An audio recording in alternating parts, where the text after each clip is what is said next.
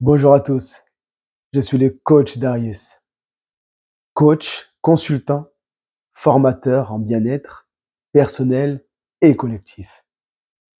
En 2007, je me suis lancé pour mission de sauver le monde du mal-être.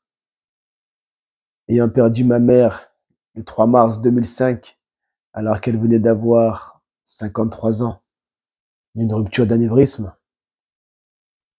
je lui ai fait la promesse que je réussirais ma vie en conservant son amour ainsi que toutes les valeurs qu'elle m'a enseignées au péril de sa vie.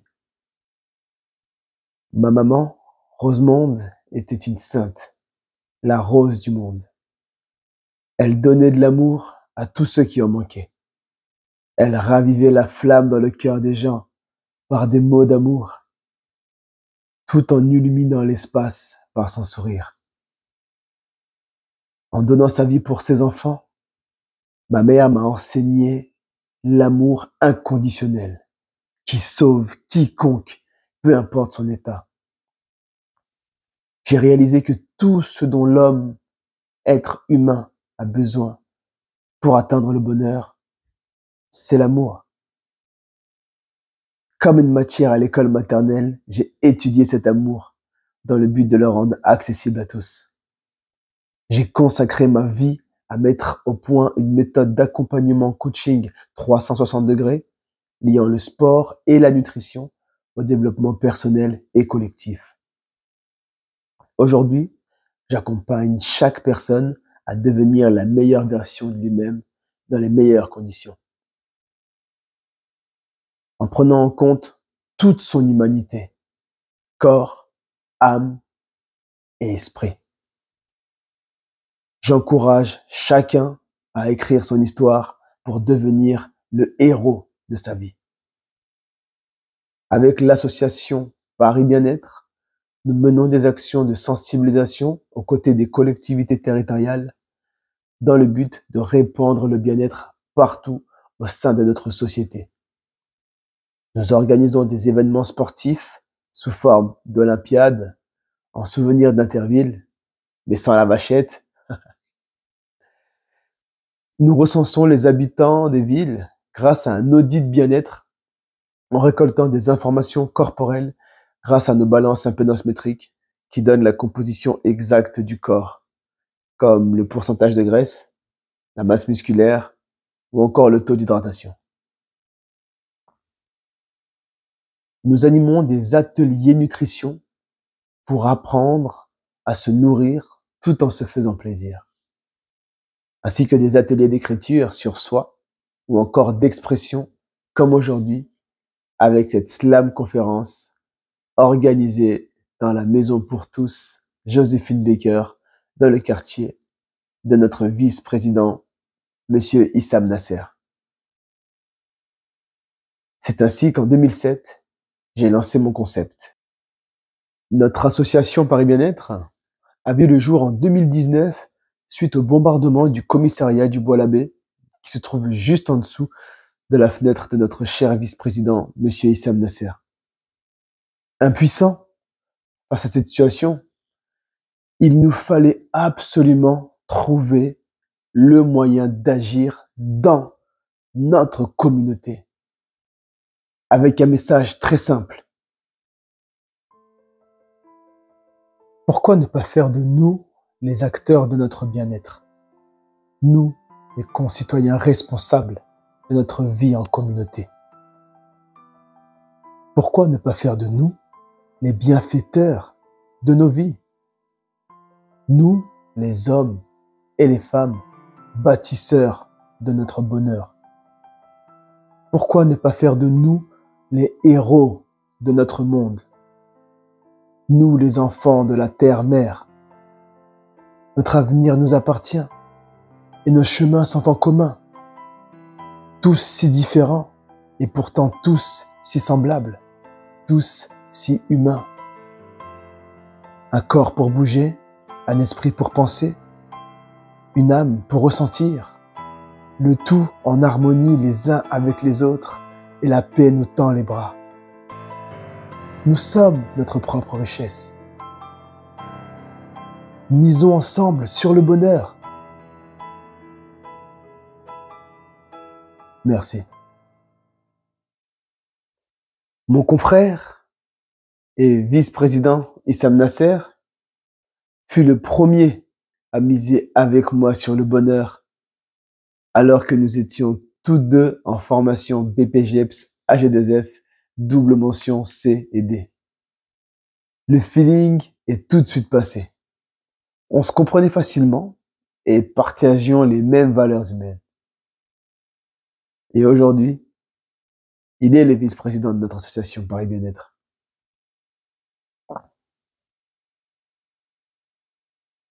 Je profite de ce moment pour te remercier, Issam. Tu es plus qu'un frère pour moi. Tu es un véritable ami. Merci, mon ami. Frère, qui me rappelle ma mère au cœur sincère. Sache que de toi, je suis plus que fier de batailler à tes côtés et œuvrer pour répandre l'amour dans notre communauté. Veuillez accueillir celui qui fait danser les foules comme personne, notre vice-président, Monsieur Issam Nasser.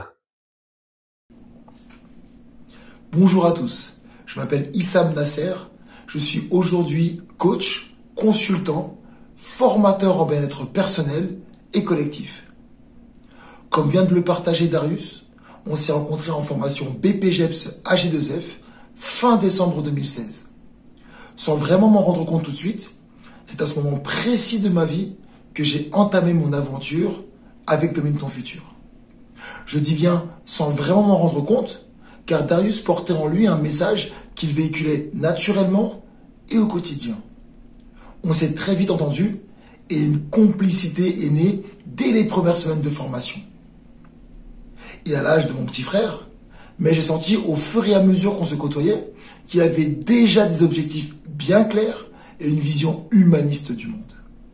Moi, de mon côté, j'aspirais à m'épanouir humainement et financièrement dans mon domaine de prédilection, l'animation et le sport.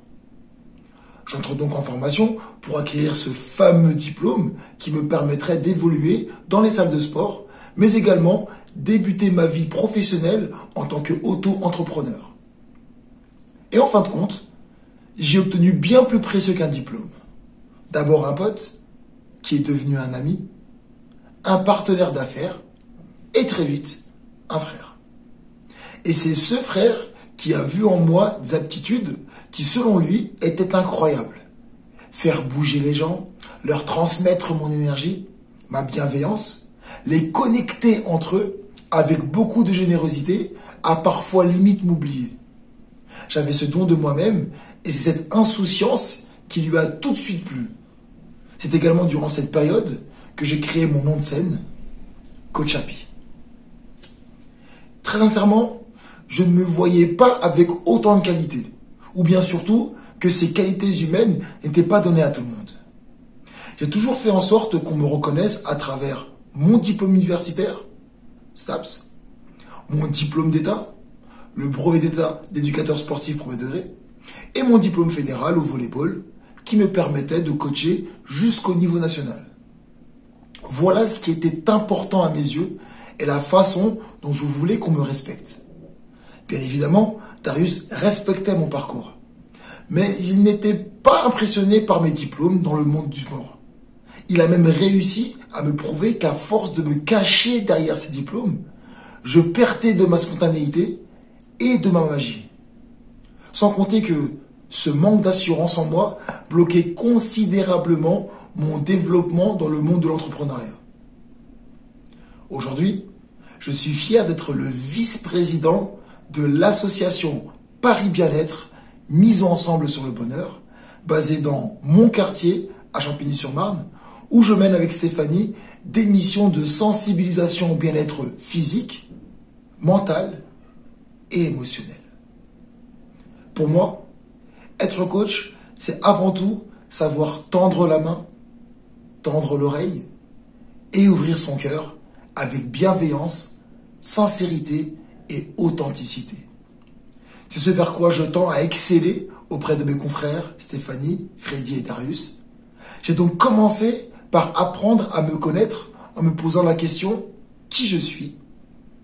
Ce questionnement m'a permis d'avoir des objectifs idéaux bien plus précis et en réadéquation avec mes propres aspirations et pas celles des autres. Est-ce que je vais atteindre ces objectifs? C'est la mission que je me donne afin de m'en rapprocher jour après jour. C'est une histoire de famille. La famille a une histoire et celle-ci commence par une rencontre. Une rencontre entre deux êtres qui décidèrent de ne former plus qu'un. Une rencontre entre deux êtres qui décidèrent d'emprunter le même chemin. Ils prirent la décision de s'unir pour le meilleur, mais aussi pour le pire, afin de construire ensemble leur avenir, se promettant qu'ils feraient de leur mieux pour être heureux et réaliser leurs vœux, allant jusqu'à permettre que d'autres vies dépendent d'eux. Ils les appelleraient leurs enfants et feraient d'eux des parents, des personnes responsables, des personnes capables. Voilà comment naît la famille. Elle est le fruit d'un amour que l'on décide de partager ensemble. C'est un amour qui nous rassemble et nous lie les uns aux autres. C'est l'union qui caractérise la famille. La famille, c'est avant tout un échange de valeurs régissant les rapports entre parents, enfants, père, mère, frères et sœurs. Les parents sont responsables des enfants. Les enfants sont responsables d'eux-mêmes. On y récolte ce que l'on sème et devenons responsables de ceux qu'on aime. La famille t'a vu grandir. Elle t'a d'ailleurs fait grandir. Elle t'a donné sans que tu lui demandes. Elle t'a responsabilisé quand tu étais en demande. Elle assure ton indépendance depuis le jour de ta naissance. La famille, elle donne à ta vie un sens. Nous n'avons peut-être pas tous eu la chance de grandir dans une famille aimante. Nous avons tous une histoire. J'aimerais donc vous partager la mienne. Il était une fois un jeune homme assez discret. Bonjour, merci, au revoir, pardon. Option sourire s'il le fallait. Enfance parfaite sur le papier, j'en ai connu bien des déboires. Nourri, blanchi, bien sûr logé. J'ai des souvenirs plein la mémoire. Souvenir de mon père m'emmenant au foot, rentrant tous les jours jusqu'au vestiaire. Fallait chausser ses crampons coûte que coûte. Mais ça, je ne savais pas faire. Souvenir de ma mère me questionnant à quelle heure j'étais rentré la veille, sachant pourtant pertinemment que je n'avais pas encore vu le sommeil. J'ai compris bien plus tard que pour dormir sur ses deux oreilles, ma mère avait besoin de savoir son fils près d'elle, tel le miel et les abeilles. En termes d'essaims, elle s'y connaît. Il y en avait 4 à éduquer. Parmi ces 4, un pseudo-roi. Je laisse deviner qui c'était. C'est à Saint-Ouen, dans le 93, que je fais mes premiers pas d'écolier. D'Émile Zola au collège Jean Jaurès, j'incarnais l'élève studieux et discret. J'aimais jouer au foot, étant fan du PSG. Valdo, le meneur de jeu, était mon joueur préféré. Le poste de meneur m'attirait et m'allait déjà comme un gant. Savoir servir son entourage, sans être sous les feux des projecteurs, je le faisais naturellement. Délégué de classe, de la 6e à la 3e, c'était ma façon à moi de dire « je vous aime ». Malgré un tempérament timide et réservé, j'aimais rendre service et endosser des responsabilités. Est-ce cette soif de reconnaissance que je n'arrivais pas à trouver à la maison, qui me poussait à prendre à cœur tous les espoirs portés en moi, avec obsession? Une chose est sûre, je le dis souvent, les histoires de famille renferment plein de douleurs, qu'il faut appréhender avec amour et tendresse, afin d'anticiper toute forme de peur. Avec du recul et une bonne dose d'introspection, j'ai remarqué que le sentiment de peur s'était inconsciemment ancré en moi durant tout mon passé, et encore un peu aujourd'hui. Tout d'abord à l'école. Peur de l'échec, peur de ne pas être premier de la classe, peur d'être puni, peur de décevoir mes parents et mes professeurs. Je reproduisais ce schéma en dehors de l'école. Peur de ne pas être à la hauteur en sport, peur de ne pas être aimé, peur qu'on ne m'accepte pas. J'ai donc dû développer un comportement qui me poussait à plaire. C'était important pour moi d'être reconnu comme une personne avec qui on voulait rester et qu'on appréciait.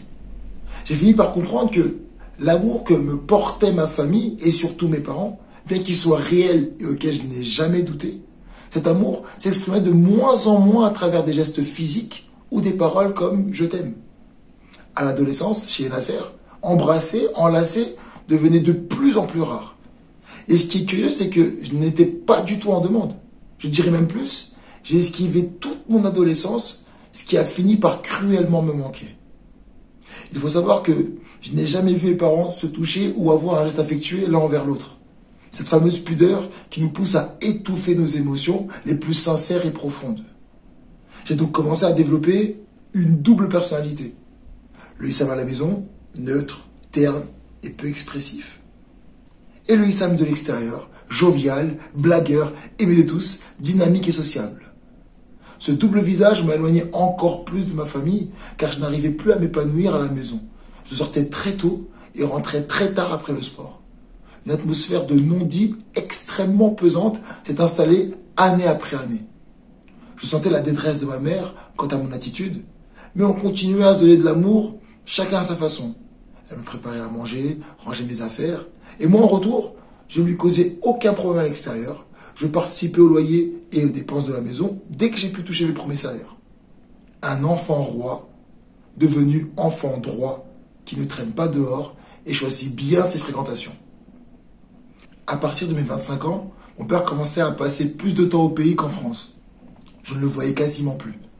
Aujourd'hui, grâce au coaching 360 degrés de Darius, qui fut très patient avec moi, j'ai appris de mes erreurs et j'ai surtout compris que le mal-être qui rôdait en moi. Je n'ai malheureusement plus la possibilité de témoigner physiquement de l'amour que je porte à mon père, paix à son âme. Mais je n'ai toujours ma maman près de moi. Et je vous assure, j'ai très vite appris à lui dire tout simplement « je t'aime ». La maman de Mathieu agit pour lui comme un génie. Elle réalise tous ses vœux, passant de la PlayStation à la Wii. Elle fait partie de ces mères, voyant leurs enfants comme des bébés. Bien qu'ils soient prépubértaires, elle continue à les couver. Mathieu, à la maison, se comporte comme un roi. Il a toujours raison, sans jamais lever le petit doigt. Le problème, c'est qu'à l'école, tout se déroule différemment. Donc, il enchaîne les heures de colle. On parle même de redoublement. C'est parce qu'il est surdoué ou quelque peu hyperactif. C'est ce que sa mère répondait au professeur dubitatif. Vous savez, madame, ce n'est pas pour le punir, mais pour éviter le drame, il doit se ressaisir. Alors, pour protéger son petit, elle fit comme toutes ses mamans, cherchant à éviter les ennuis, le fit changer d'établissement. Mathieu approche de la trentaine et n'a toujours pas d'avenir. Pour lui, sa mère a de la peine. Et pour son père, c'est encore pire. Il rend tout le monde responsable de ses multiples échecs. Financièrement, assez stable. C'est très simple. Toujours à sec. Arrêté l'école à 15 ans, il enchaîne les petits boulots, mais aussi des licenciements. Travailler est un vrai fardeau. Partisan du moindre effort, telle est la devise. Et un minimum de confort requiert une place assise. Sa dernière relation n'a pas été un franc succès. Elle lui posait trop de questions. Totalement désintéressé. Pour lui, la vie n'a pas de sens. Il ne sait pas faire un choix. Puisque depuis son enfance, le mot contrainte n'existe pas. Être pourri gâté s'avère être une punition, éternellement insatisfait. Voilà ce qu'est la sanction.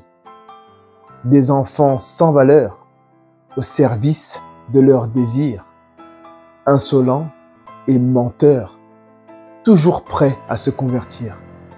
Ils deviennent influençables et font preuve de délinquance. Les seules choses dont ils sont capables, c'est de répondre avec insolence. La protection de soi est à double tranchant, puisque c'est quand rien ne va qu'on peut aller de l'avant. C'est face à l'adversité que l'on commence à comprendre de quoi nous sommes dotés pour pouvoir entreprendre. Alors que la protection consiste à nous épargner, ou plutôt nous donner l'illusion que rien ne peut nous arriver. Mais si rien ne nous arrive, que se passe-t-il si rien ne nous arrive? Notre vie perd de sa saveur. Incapables de faire preuve d'initiative, nous sommes guidés par la peur. Fini l'audace et le courage, fini le temps des héros. Nos pulsions forment un embouteillage bloquant notre alter ego. Moi, je n'ai pas choisi de me protéger, mais plutôt de m'enrichir. Et en cherchant à m'éprouver, je me suis construit un avenir. La force que l'on acquiert n'est pas celle que l'on te donne. Donc pour en être fier, ne l'attends pas de ta daronne. Apprendre à se dépasser et à se remettre en question te permet d'avancer, peu importe les situations. Aujourd'hui, j'essaie de faire moi-même ma valise, puisqu'à trop vouloir se protéger, on se fragilise. Alors, essaie de faire toi-même ta valise, puisqu'à trop vouloir se protéger, on se fragilise. Merci. D'ailleurs, aujourd'hui, Issam, tu travailles dans une structure d'insertion pour les jeunes en crise familiale, hein? Effectivement, depuis décembre 2022, je travaille pour l'association Groupe SOS Jeunesse, plus précisément dans la branche du SAGE 94, service d'accueil de jour éducatif installé à Champigny-sur-Marne, ayant pour objet la prise en charge et l'accompagnement éducatif de mineurs de plus de 13 ans en difficulté sur le plan scolaire et pré-professionnel. Nos missions premières sont avant tout de restaurer du lien là où il fait défaut et d'éviter un maximum les ruptures familiales, scolaires et sociales. Pour cela, le groupe œuvre pour contribuer au développement physique, affectif, intellectuel et social de l'adolescent. L'idée est de constituer une réelle alternative à une mesure de placement et donc de séparation entre l'enfant et ce cocon familial. Il y a un point commun à tous ces jeunes, la perte de confiance en eux. Et cette perte de confiance se traduit par un manque d'intérêt parce qu'ils ne connaissent pas ou ce qu'ils ne savent pas faire.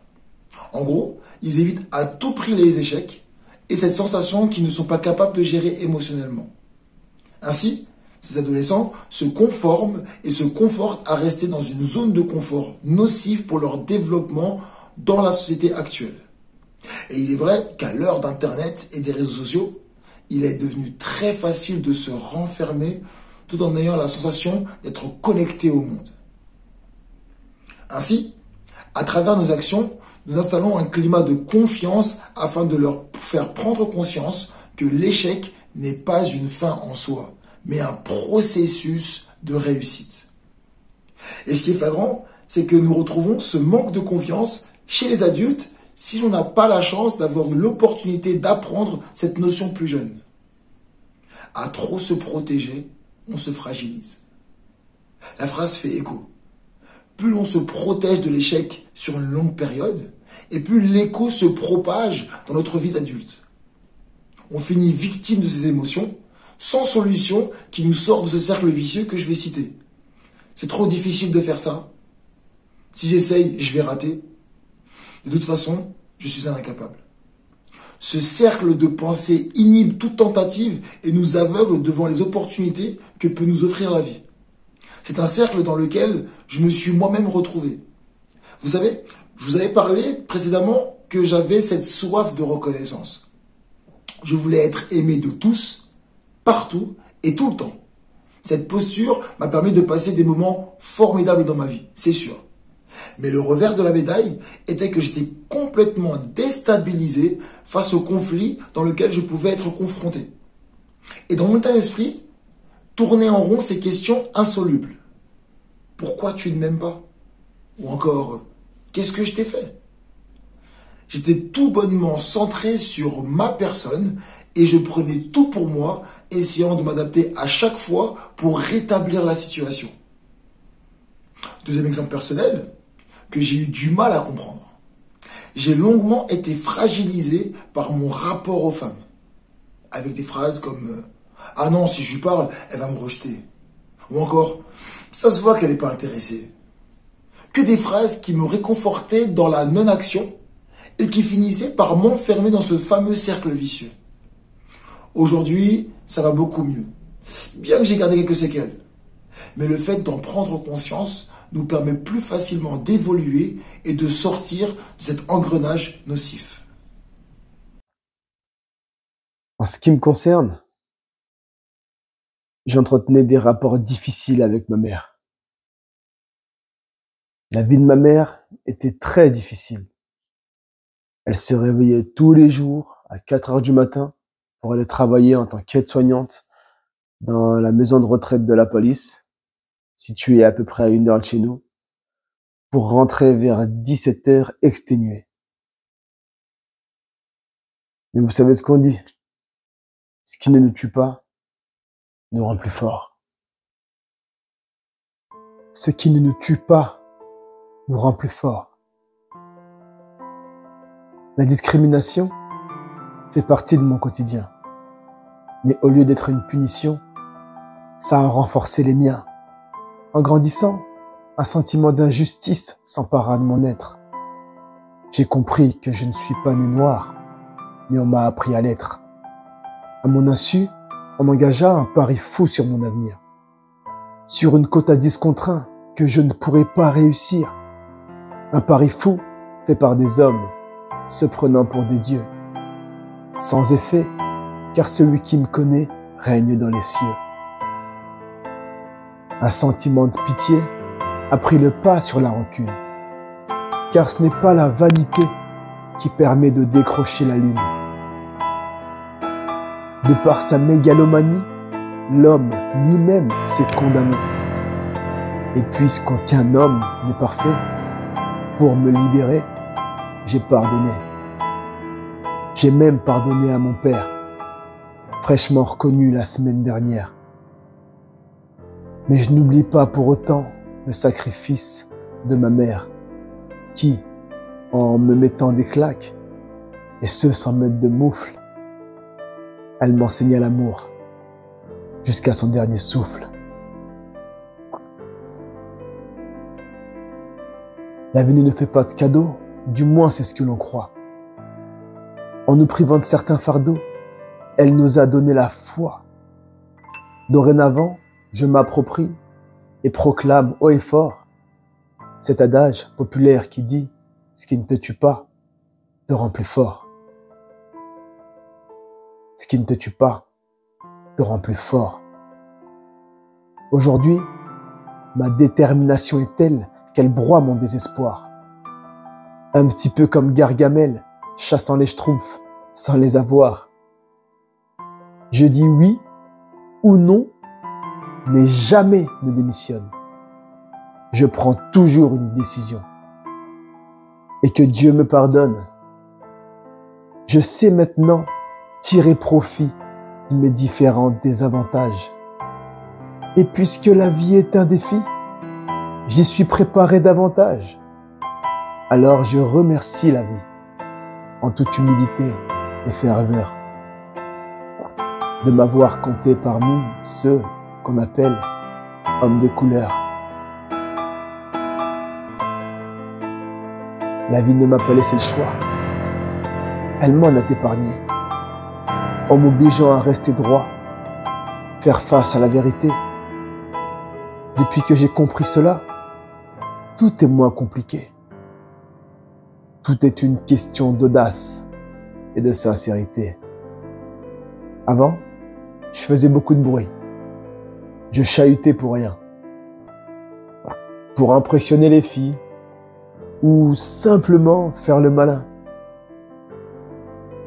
Alors que savoir rester humble tout en repoussant ses limites. Voilà de quoi nous devons faire preuve pour construire notre réussite.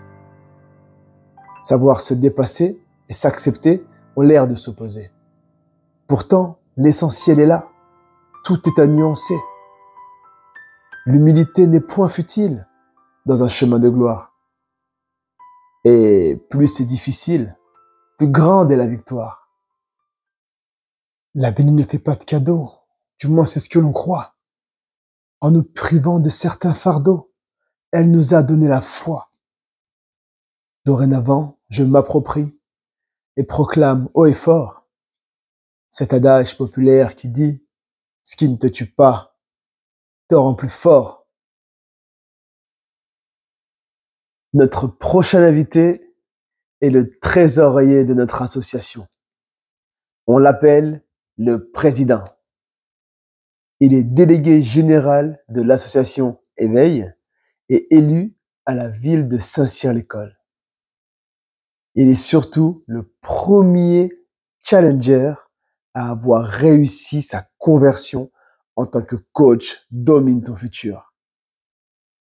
Il fait la pluie et le beau temps à Hollywood Saint-Cyr avec ses runnings de 6 heures du matin, ses feats avec l'agence d'élite modèle Saint-Cyr.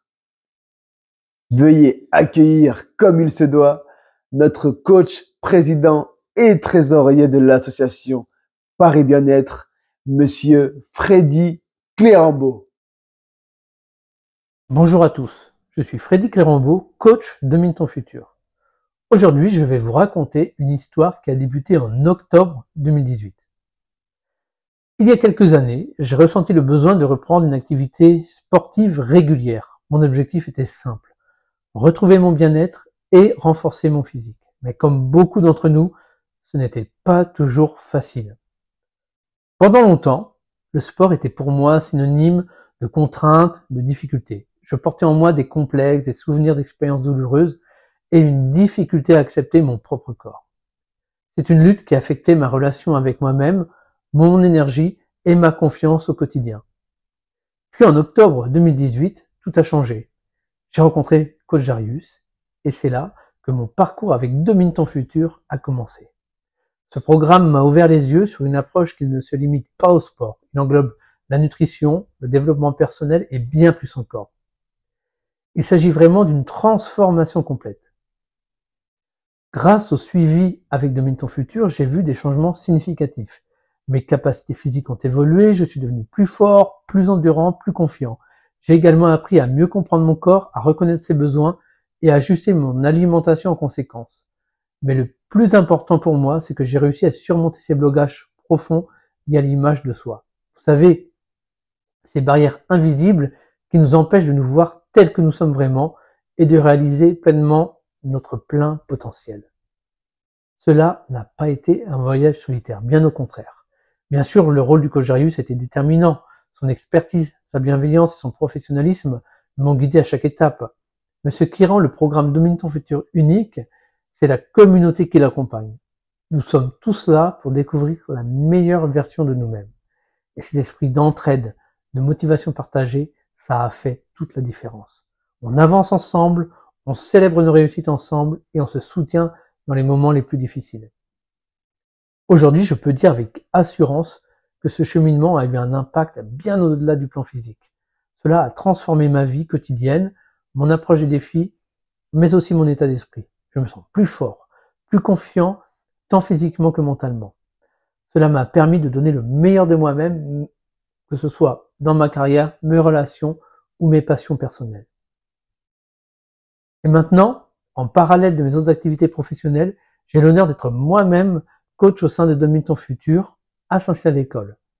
C'est une véritable fierté pour moi de pouvoir, à mon tour, accompagner d'autres personnes dans leur propre transformation et de les aider à atteindre leurs objectifs comme j'ai pu le faire. Merci d'avoir pris le temps de m'écouter aujourd'hui.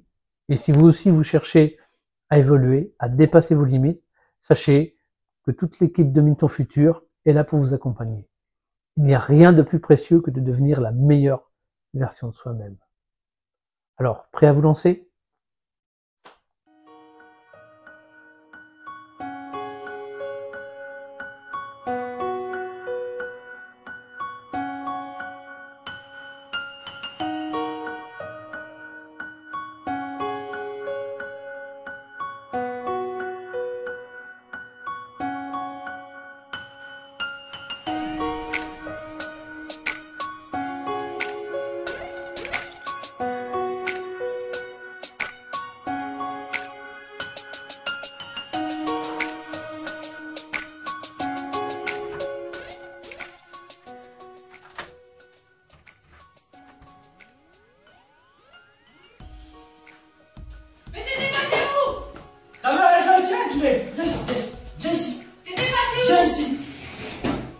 Viens ici.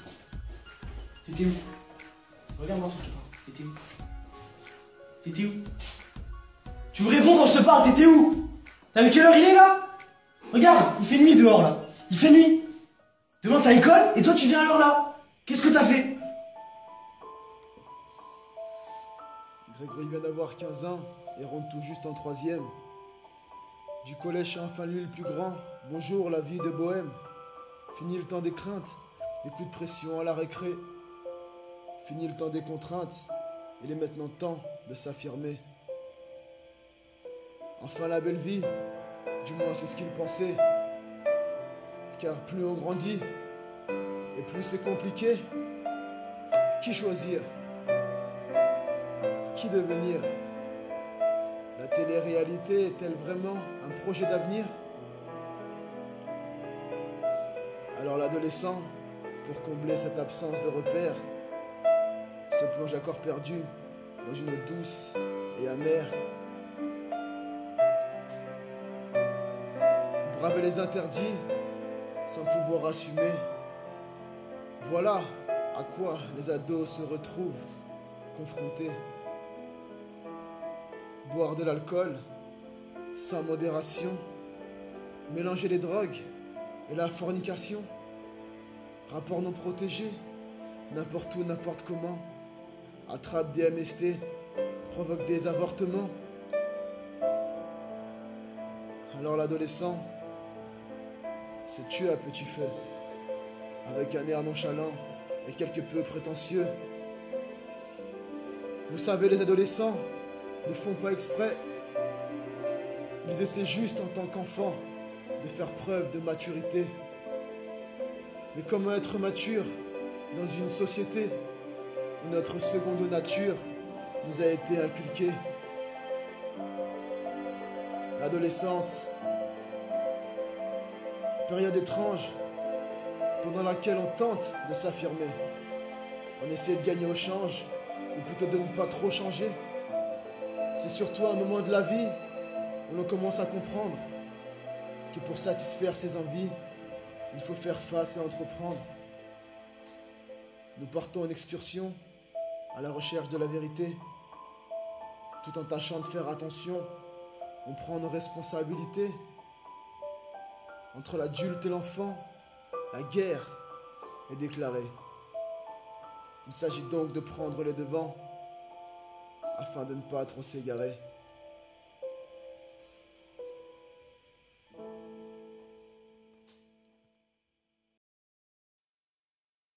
Et pour toi, Freddy, ça représente quoi l'adolescence? L'adolescence est une période charnière marquée par de nombreux défis, qu'ils soient physiques, émotionnels ou sociaux. En tant que père, j'ai pu observer ces transformations avec mes enfants. Chaque jour, des signes nous permettent de constater ces changements, que ce soit à travers leur identité, leurs relations sociales ou leur quête d'indépendance. Les défis sont nombreux. Changement physique, pression sociale, académique et même exposition au risque. En tant que parent, il est essentiel d'établir une communication ouverte et d'imposer des limites claires tout en respectant leurs besoins d'autonomie. C'est un équilibre difficile à trouver, mais indispensable pour leur développement. En tant qu'élu municipal, je vois l'importance des structures publiques pour accompagner cette jeunesse. Cependant, rien ne remplace le rôle crucial des parents dans cette transition. On l'a bien vu lors des émeutes récentes. De nombreux adolescents impliqués ont besoin de l'accompagnement familial, de l'affirmation d'un cadre et d'apprendre le respect de l'autorité. Ingrédient indispensable pour se construire. En résumé, l'adolescence est une phase complexe, mais avec une écoute attentive, des règles claires et une autonomie guidée, nous pouvons les aider à traverser cette période de manière constructive. Comme chaque matin, depuis un moment, je me réveille avec la boule au ventre. À l'école, je suis victime de harcèlement. Mais je ne peux pas en parler quand je rentre. Mes camarades se moquent de moi. Ils m'insultent et me bousculent. Mes professeurs ne me voient pas. Les autres avancent. Moi, je recule. Pourquoi sont-ils aussi méchants? Pourtant, je ne leur ai rien fait. Je pleure et ils trouvent ça marrant. Je n'en peux plus, j'en ai assez. Mon cœur se meurt à petit feu. J'étouffe et brûle de l'intérieur. Et si je leur disais adieu? Fini les angoisses et les peurs. Pardon papa, pardon maman, mais j'ai perdu l'envie de vivre. Pardon papa, pardon maman, je n'arrive plus à survivre. J'ai mal à l'amour. Je crois bien qu'il a disparu. J'ai mal à l'amour. Dans le miroir, je ne le vois plus. J'ai mal à l'amour. Je me sens bien disparaître. J'ai mal à l'amour. Mon miroir ne reflète que mon paraître. Comme chaque matin depuis un moment, je me réveille avec la boule au ventre. Je suis victime de mes parents. Ils m'insultent et me frappent quand ils rentrent. Mais à l'école, c'est moi le roi. Personne ne peut me faire de mal. Je manipule et dicte ma loi. Je respecte le code parental. Une colère en moi me ronge. Pour me libérer, je dois la faire sortir. J'ai pas le choix. Je sais, c'est un mensonge. Mais je dois trouver un autre martyr. Hein? En voilà un qui tombe à pic. Il est bizarre et vulnérable. Il a un style atypique, facile à rendre détestable. Pardon papa, pardon maman, mais j'ai trop de haine en moi. Pardon papa, pardon maman, mais j'ai trop de peine en moi. J'ai mal à l'amour. Je crois bien qu'il a disparu. J'ai mal à l'amour. Dans le miroir, je ne le vois plus. J'ai mal à l'amour. Je me sens bien disparaître. J'ai mal à l'amour. Mon miroir ne reflète que mon paraître. Merci. Merci beaucoup, Président. La troisième intervenante est une femme ordinaire au parcours extraordinaire, avec un cœur de lionne. D'ailleurs, on la surnomme la lionne d'argent. C'est le coach Happy qui me l'a présentée. Elle était une super challenger. Sa transformation physique et mentale fut telle qu'elle obtenut la distinction du lion d'argent. Ce fut la première à l'obtenir et j'eus la chance de pouvoir lui remettre son pins le jour de mon anniversaire. Elle fut également la première à obtenir la certification de coach, consultant, formateur en bien-être personnel et collectif au sein de l'organisme de formation Domine ton futur, certifié par l'État avec la certification Calliope. Avec elle, nous formons les 4 fantastiques. Je vous prie de faire un tonnerre d'applaudissements pour la lionne d'argent, Madame Stéphanie Dos Santos. Bonjour, moi c'est Stéphanie, alias Coach Maitri. Donc je suis la dernière coach à avoir rejoint l'équipe des coachs Domine ton futur, après Darius, Issam et Freddy. Moi je suis une de celles qui a suivi la formation Domine ton futur et qui est diplômée de l'école de formation de coaching Domine ton futur. Donc j'ai été diplômée il y a quelques mois de ça.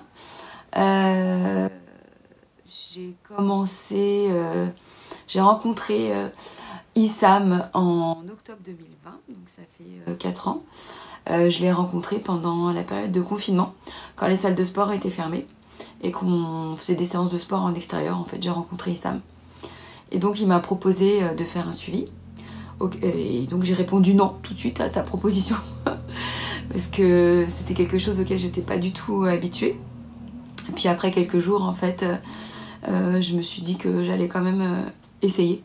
C'était quelque chose de nouveau que je n'avais jamais fait, donc peut-être que ça allait fonctionner. Il faut savoir que moi, j'étais obèse pendant des années. J'étais très très dynamique en étant petite.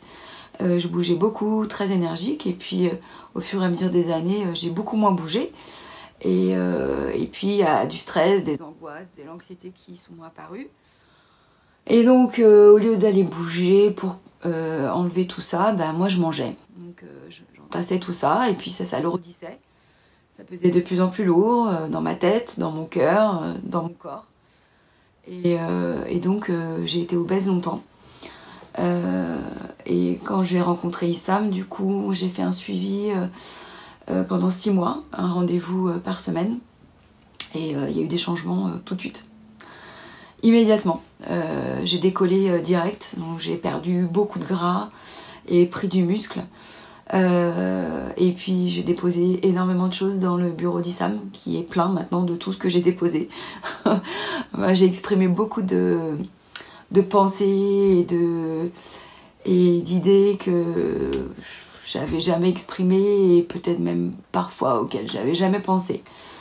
Et donc je me suis libérée de beaucoup de choses, ça m'a vraiment aidée. Et au fur et à mesure des mois qui passaient, que je me transformais, que je me redécouvrais et que je redevenais moi. Mes interactions avec les personnes autour de moi, elles ont aussi évolué. Et j'ai commencé à donner des petites astuces, à aider un peu les gens autour de moi jusqu'au travail et puis même partout quoi.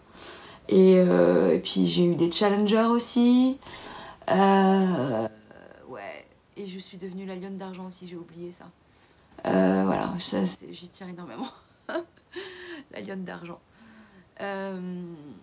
Et en fait, de pouvoir aider certaines personnes et de voir que ça les faisait se sentir mieux, en fait, ça m'a rempli encore plus. Je me suis sentie encore plus moi-même. Et voilà, du coup, j'ai fait cette formation qui m'a vraiment enrichie sur plein de choses et je me suis redécouverte encore plein d'aspects de ma vie et de moi. Voilà, ça m'a beaucoup libérée. Et donc, je me retrouve aujourd'hui à faire cette conférence avec ces 3 merveilles.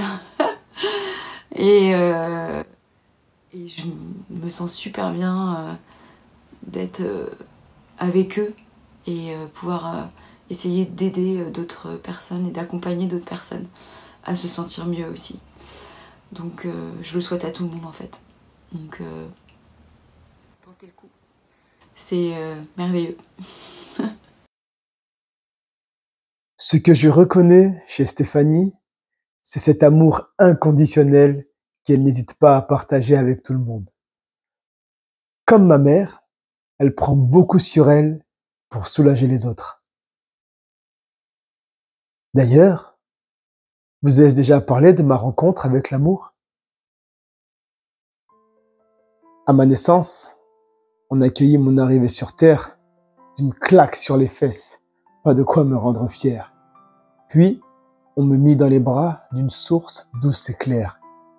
C'est là que je vis pour la première fois les larmes de ma mère. À cet instant, je réalise, après 1001 détours, que je rencontre enfin ce sentiment puissant appelé l'amour. Rassuré et réconforté, la nuit remplaça le jour. Plein d'optimisme, je suis persuadé que ça durera toujours. Et effectivement, malgré les années, cet amour a continué. Que je sois gentil ou méchant, l'amour de ma mère n'a pas changé.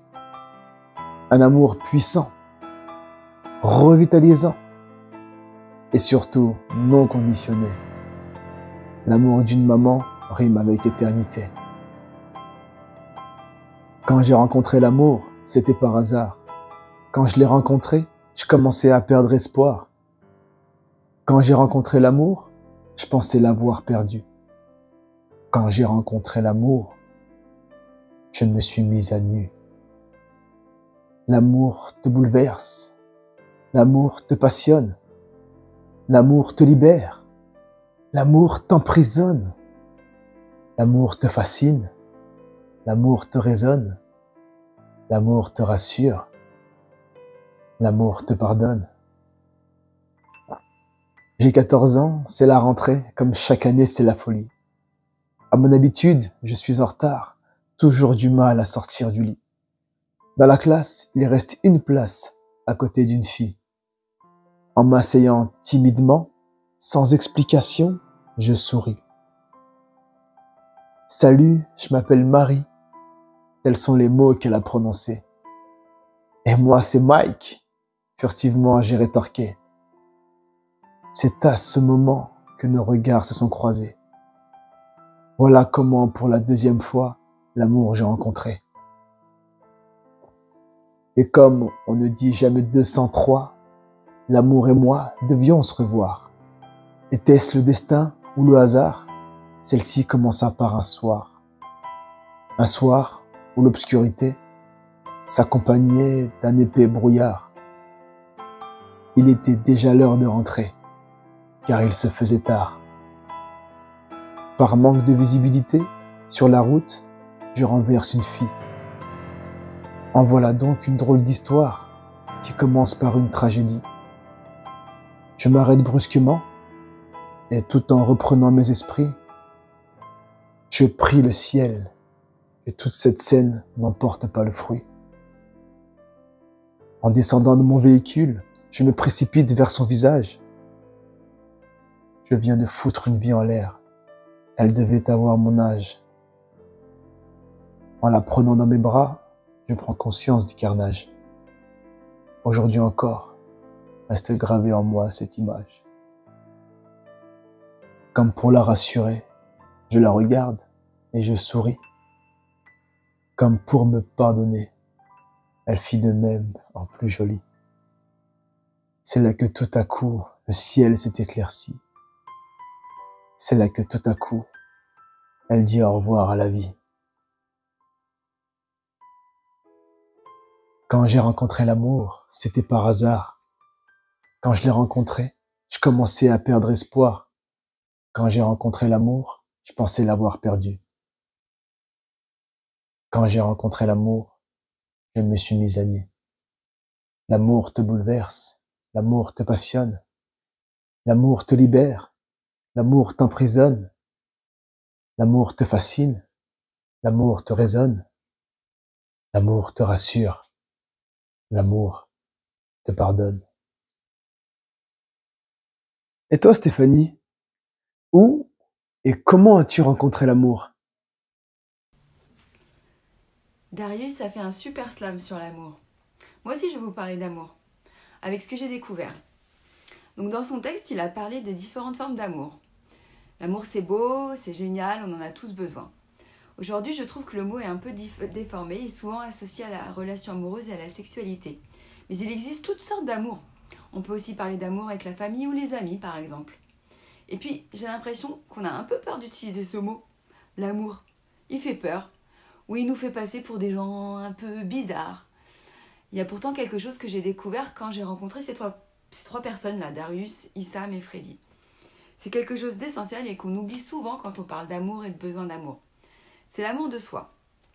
Depuis bientôt 4 ans que je les connais, j'ai découvert que c'était presque plus important. Ça vous parle, vous? Alors pour la petite histoire, je ne m'aimais pas trop avant. Je me rendais pas compte, mais je me posais même pas la question. En fait, je ne savais même pas si je m'aimais ou pas. J'étais pas malheureuse, mais pas complètement heureuse non plus. Par contre, j'étais stressée, anxieuse, angoissée, pas sereine. Bon, j'étais un peu différente physiquement et aussi mentalement, mais c'était moi quand même. J'étais pleine de verrous. Tout ce que je faisais, rien n'était assez bien. Je n'étais pas assez bien. Ça a été des années un peu compliquées depuis l'adolescence jusqu'à mes 42 ans à peu près, à essayer de survivre. Pleine d'angoisse, de troubles, de maltraitance de moi-même. Avec la nourriture, mais aussi avec mes pensées. Jusqu'à l'oubli de moi et de ma personne. Moi, je comptais plus, je ne me regardais plus. Les autres et vraiment tous les autres passaient avant moi. Et puis avec ces 3 personnes-là, j'ai juste appris à m'aimer et à m'accepter. Et ça fait toute la différence. Je me retrouve maintenant au centre de ma vie. Je fais les choses pour moi et je suis mieux. Je suis plus détendue, je suis plus heureuse, plus confiante aussi. Et du coup, mon entourage, il en profite aussi. Je suis souvent plus agréable quand même. Je teste des choses, j'ose de nouvelles expériences et je pousse des limites, mes limites petit à petit. Et petit à petit, je suis pas folle non plus. Mais je m'affirme plus et je reste alignée avec ce que je veux. Et moi, ce que je veux, c'est que les gens autour de moi, ils soient bien. Mais j'ai aussi compris qu'il fallait que je sois bien moi d'abord. J'ai compris que je compte. J'ai compris que j'ai le droit. J'ai le droit de râler, j'ai le droit de me mettre en colère, j'ai le droit d'être triste ou heureuse. J'ai le droit d'avoir des besoins et des envies. Et là, maintenant, je m'accepte complètement avec les qualités que j'ai découvertes, parce que j'en ai découvert, et que je découvre encore, mais aussi avec toutes les imperfections qui n'en sont plus. Maintenant, elles font juste partie de moi. Et je les accepte et je travaille pour m'améliorer à chaque fois. Je suis plus bienveillante avec moi et ça me permet de tester beaucoup plus de choses et de me sentir mieux et au final de m'aimer encore plus. Et cet amour-là, il est tellement puissant. Ce que j'ai découvert, il m'émeut, il me bouleverse, il est fort, mais il est là et il est inconditionnel, tout le temps. Et ça me porte chaque jour. Et toute ma mécanique intérieure a évolué grâce à lui. Alors la vie, elle me met quelques tacles, mais ça c'est comme pour tout le monde en fait. Et j'arrive à garder quand même le cap, mon bien-être d'abord. J'arrive à mieux canaliser le stress qui m'enveloppait auparavant. Je me sens plus confiante, je me sens plus forte et aussi plus libre. Il existe une expression qui dit « Charité bien ordonnée commence par soi-même ». Alors je vous pose la question, pourquoi on ne ferait pas ça avec l'amour? Il y a aussi les relations de couple, où nous assistons à l'amour naissant entre 2 êtres. Au début de leur relation, il était fort, elle était belle. Il était plein de petites attentions, et elle se faisait belle. Il avait réussi à la séduire, avec son sens de l'humour, semant et arrosant ses moindres désirs, pour laisser fleurir l'amour. Elle avait réussi à lui faire comprendre que pour conquérir son trésor, il allait devoir attendre et fournir quelques efforts. Face à cette situation, ils ont été amenés à faire un choix, privilégier la réussite de leur relation ou la jouer chacun pour soi. L'objectif est qu'elle lui fasse confiance pour qu'il puisse la secourir, qu'elle lui donne la chance, qu'il lui redonne le sourire. Il doit pouvoir lui prouver que pour la satisfaire, il est prêt à surmonter et remuer ciel et terre. Pour lui, l'enjeu est différent. Lui faire confiance n'est pas son choix. Le sien consiste à être patient et faire de son mieux pour qu'elle le croie. Elle doit croire en lui pour qu'il se fasse confiance. Et il doit croire en lui pour qu'elle lui donne sa chance.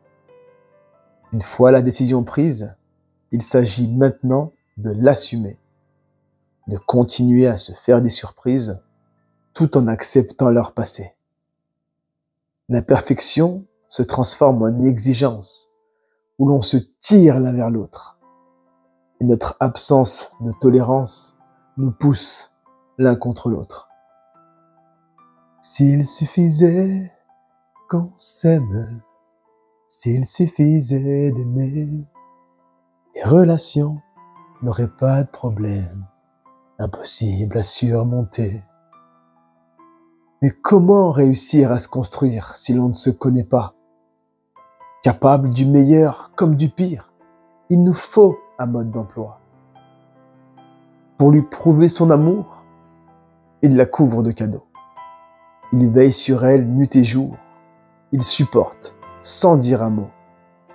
Pour elle, le verbe aimer s'exprime par des discussions. Il est important de bien communiquer pour relâcher la pression. Pour lui, parler de ses problèmes, c'est s'apitoyer sur soi-même. Il est là pour lui prouver qu'il l'aime et non pour qu'elle le plaigne. Mais s'il ne lui dit pas, s'il ne lui parle pas, c'est comme s'il lui disait « C'est déjà assez difficile comme ça, tu ne vas pas en rajouter ». Il ne faut pas oublier que le fait de ne rien dire, mis à part paraître frustré, est une manière de dire. On ne peut pas ne pas communiquer, ni même ne pas se faire confiance. Les deux doivent être associés pour que le mot couple ait une chance. Merci. C'était un superbe texte sur la relation de couple qu'on vient d'entendre. Et moi, je crois qu'il peut aussi s'appliquer dans d'autres aspects de la vie, avec les amis, avec la famille par exemple, et même dans la vie professionnelle. Alors, je vais vous proposer de faire un parallèle entre relation de couple et relation professionnelle. Si on reprend le texte de Darius, tout est beau au début, on se séduit, et puis ensuite viennent les problèmes, et c'est là que ça se complique. Si le couple ne fait pas front ensemble et ne communique pas, c'est là que les tensions et les frustrations démarrent. Et je crois que ça peut se passer comme ça aussi dans la vie professionnelle. Par exemple, j'ai changé d'entreprise plusieurs fois dans ma carrière professionnelle, avec des épisodes plus ou moins longs à chaque fois, et je me rends compte que souvent les débuts peuvent être comparés au début d'une relation amoureuse. Oui. Si on se force, si on n'est pas soi-même ou par accord, il y a en général peu de chances pour que ça pérennise. Pour mon premier travail, j'apprenais tout. Et comme toute jeune novice, que ce soit dans une relation professionnelle ou amoureuse, on accepte parfois des choses qui nous dérangent, par amour ou par conscience professionnelle. J'ai vraiment beaucoup appris et vraiment beaucoup mûri pendant cette expérience. Et comme pour un premier amour, j'ai eu beaucoup de mal à partir et à annoncer que je voulais partir et à faire comprendre que je voulais partir. Je l'ai fait parce que j'avais eu ma première fille quelque temps auparavant et j'attendais la seconde, mais par amour pour elle et aussi un peu pour moi, j'ai choisi de me choisir et de nous faire passer avant. Et alors je garde de superbes souvenirs de cette expérience et des gens formidables que j'ai rencontrés, mais j'avais besoin d'autre chose et de me découvrir plus. C'était difficile de partir, comme pour une relation amoureuse, mais j'en avais besoin. Et récemment, par exemple, j'ai lu des articles sur les relations amoureuses et les red flags. Je ne sais pas si vous connaissez ça. Est-ce que ça vous parle, la notion de red flag? C'est tous ces signes au début d'une relation qui devraient nous mettre la puce à l'oreille et qu'on n'écoute pas forcément. Et ça nous dit que ça peut ne pas très bien fonctionner. Alors moi, je crois qu'ils existent aussi dans la relation professionnelle, en fait, dans toute relation. En fait, ce sont nos tripes, notre intuition, notre amour pour soi qui nous parle. On peut appeler ça comme on veut, mais si on n'écoute pas, ça peut même devenir dangereux. Parce qu'on peut, par exemple, décider de travailler dans une entreprise dont l'éthique ne nous convient pas, ou accepter des missions qui ne sont pas alignées avec ce que l'on souhaite, ou alors encore faire des choses qui ne nous correspondent pas.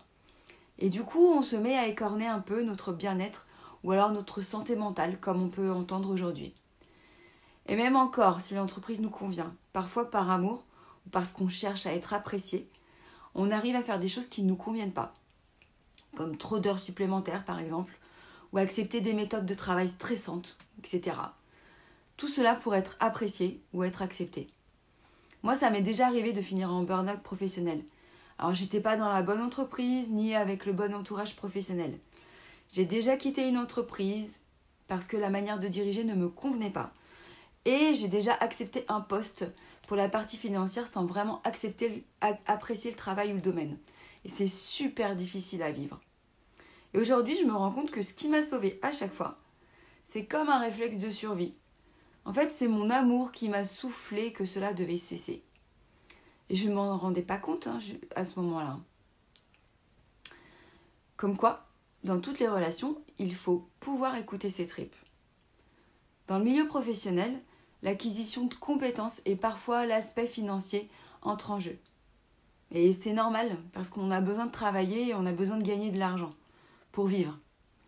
Mais il faut aussi pouvoir se sentir libre d'être soi et accepter, apprécier à sa juste valeur pour progresser et donner le meilleur.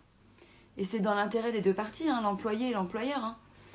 Alors, combien de fois voit-on des personnes finir en burn-out parce qu'elles n'ont pas réussi à dire stop au bon moment ou à temps? Il faut pouvoir avoir confiance aussi en l'employeur pour oser dire que ça ne va pas et qu'il faudrait changer des choses. Ça, c'est pas le cas tout le temps. Et alors, cette relation employé-employeur, elle est vraiment essentielle à la réussite d'un salarié. Et comme dans une relation de couple, amour ou appréciation et acceptation, respect, estime de l'autre, tout ça c'est essentiel, mais de chaque côté, employeur et employé. Comme quoi, l'amour est partout, n'est-ce pas? Les couples durent-ils toujours? Sinon, que faut-il faire pour que cela fonctionne? Eh bien, j'ai trouvé. Pardonner. Puisque nous sommes tous imparfaits, c'est en nous pardonnant que nous prolongeons notre vie ensemble.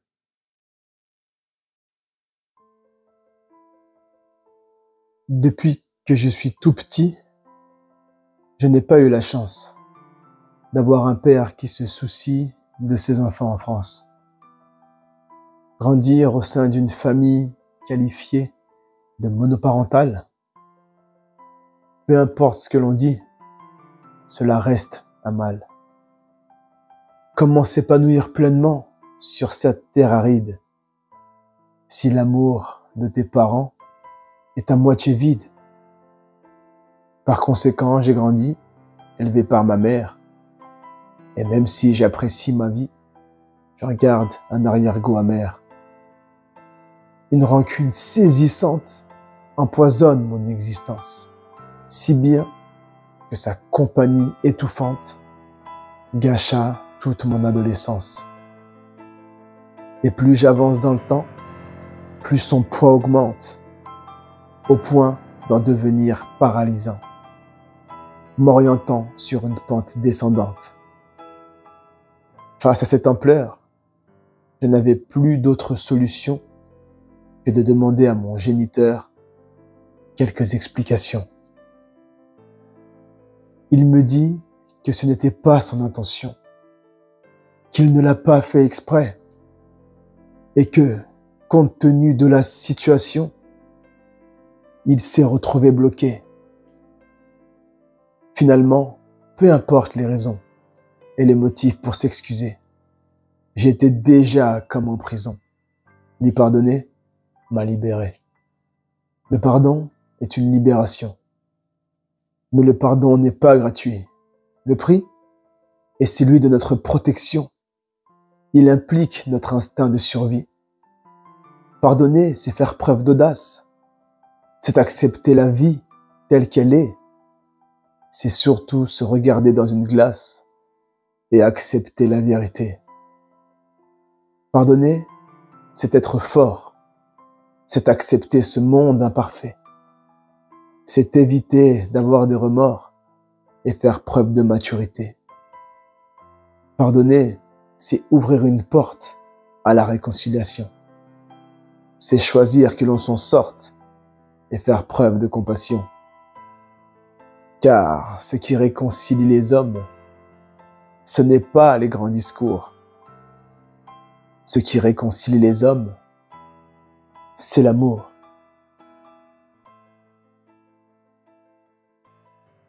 Merci.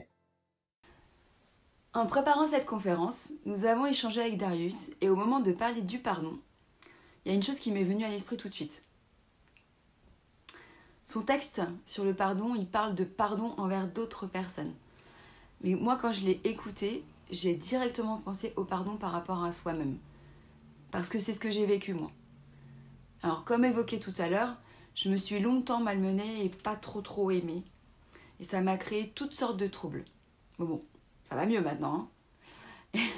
Je crois que je me suis sentie encore plus libérée le jour où j'ai réalisé que c'était grâce à mes efforts et à l'accompagnement des coachs aussi, mais surtout grâce à mes efforts, que j'avais pu progresser et arriver où j'en étais. Alors du coup, j'ai aussi réalisé brutalement que c'était à cause de moi que j'étais arrivée où j'étais avant aussi. Que tout ce qui m'empêchait d'avancer, c'était moi. C'était mes peurs, c'était mes angoisses. Et du coup, je me suis vue tel mon propre bourreau et en même temps ma propre sauveuse. Et c'était très fort ce jour-là. Je me souviens que j'étais en suivi avec Issam et je lisais un de mes écrits et ça m'a frappé d'un coup. Alors évidemment, j'ai pleuré, j'ai beaucoup pleuré. En fait, j'avais pris toute la responsabilité de mes échecs, mais aussi toutes mes réussites. Et je crois que le fait de me voir bourreau et sauveuse à la fois m'a permis de me pardonner toutes ces années. Et du coup, je me suis rendu compte que je m'en voulais énormément, alors que je savais même pas tout ce que je portais, je le sentais pas. Et ce regard bienveillant que j'avais maintenant sur moi m'a aidé à mieux accepter, à comprendre et surtout à me pardonner pour tout ça. Et je me suis sentie plus légère, tellement plus légère, et forte aussi. Et puis fière d'être passée par là pour devenir qui je suis. Alors c'est sûr, je suis pas parfaite. Et je le sais et je l'accepte aujourd'hui. Et je suis même fière d'avoir appris à lâcher du lest sur moi. Mais je me suis pardonnée aussi de ne pas avoir été bienveillante avec moi toutes ces années. De ne pas avoir cherché à comprendre et d'avoir jugé tout de suite. J'apprends encore aujourd'hui. Et il y a des choses que je dois me pardonner, toujours. Et à chaque fois, l'exercice est toujours libérateur, même s'il est difficile. Et je trouve que c'est un vrai acte d'amour conditionnel que de se pardonner à soi-même. Et je suis contente de pouvoir le partager avec vous aujourd'hui. Parce qu'en réalité, c'est l'amour qui mène le monde, non ? Je vous remercie de nous avoir écoutés. Nous sommes les 4 Fantastiques. Notre mission est de sauver le monde du mal-être. Avec notre association Paris Bien-être, nous œuvrons pour répandre le bien-être. Misons ensemble sur le bonheur. Paix et amour pour tous.